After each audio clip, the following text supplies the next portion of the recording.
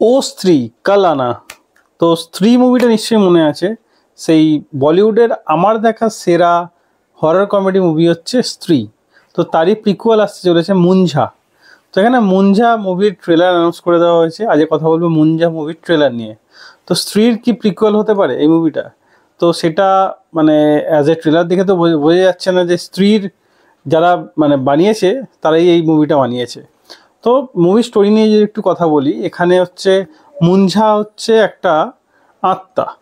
তো সে তাকে সবাই দেখতে পায় না, শুধু হিরো দেখতে পায়। তো সে মানে তার সঙ্গে অনেক কমেডি থাকবে এই মুভিতে, মানে তার সঙ্গে থাকছে কিন্তু তাকে কেউ দেখতে পাচ্ছে না। সে তার সঙ্গে কথা বলছে কিন্তু অন্য কাউকে বললেও সে বিশ্বাস করছে না। তো এখানে আমরা স্ত্রীতে যেরকম দেখেছিলাম, সে প্রতি বছরেই একটা সময় আসে। এখানেও মুঞ্জাকে আমরা দেখব, সে একটা সময় আছে এবং একটা কিছু কারণে মানে তার অতৃপ্ত আত্মা তাকে হিরোকে বিয়ে করতে চায় আর কি। তো সেই বিয়ের জন্যই সে মোস্ট প্রবাবলি এখানে আছে। এবার এই মুভি থেকে আমরা কতটা ভয় পাবো সেটা মানে না জানলেও, হ্যাঁ, তো এখানে কমেডি, ভরপুর কমেডি থাকবে। আপনি কমেডি থেকে এই মুভিতে মানে প্রচুর হাসতে পারবেন এই মুভি দেখে। মানে কমেডি উইথ হরর তড়কা এই মুভির মধ্যে আপনি দেখতে পাবেন। তো আমার মনে হয় স্ত্রী যেরকম ছিল সেরকম এই মুভিটা নাও হতে পারে, কারণ স্ত্রীয়ে একটা সুন্দর ক্যারেক্টার বিল্ড আপ ছিল, যে ক্যারেক্টারটা দেখে আমরা ভয় পাচ্ছিলাম। তো মুঞ্জার যে ক্যারেক্টারটা এখানে দেখানো হচ্ছে সেটা দেখে ভয় পাওয়ার মতো কিছু নেই।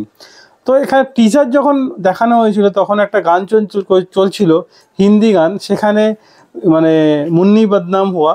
তো এখানে মুন্নি যে টার্মটা মুঞ্জার সঙ্গে অনেকটা কানেক্টেড, কারণ মুন্নি থাকবে মানে মুঞ্জাকে বিয়ে করতে চাইবে কিন্তু মুন্নির ফাইনালি বিয়ে হবে না, এবং সেই জন্য সে পরবর্তী ক্ষেত্রে হিরোকে বিয়ে করতে চাইবে। তো ট্রেলার দেখে এতটুকুই বোঝা গেল। তো আবার মুভিটা আসুক, মুভি নিয়ে আবার পরে কথা বলা যাবে।